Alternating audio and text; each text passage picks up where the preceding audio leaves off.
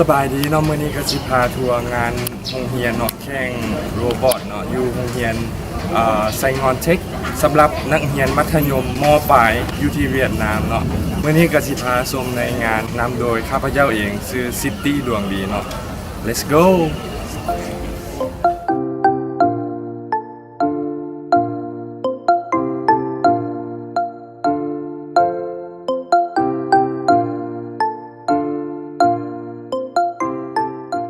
ต่อไปนี้ก็จะพาชมหน้างานเนาะแล้วก็บรรยากาศอยู่ในงานเนาะอันนี้ก็เป็นหน้างาน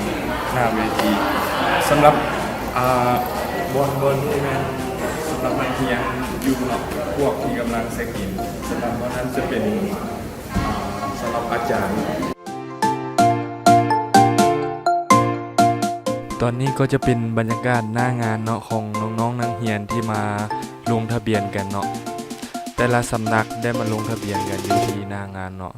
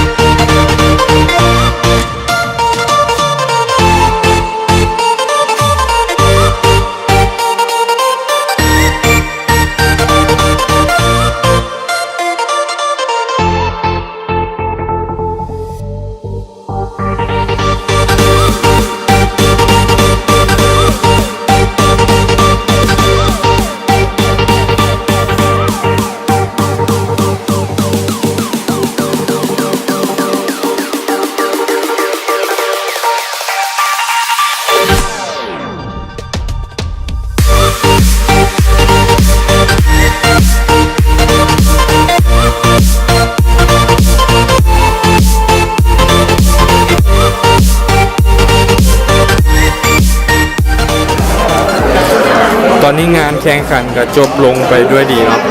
มีได้ท่ารับรางวัลเนาะ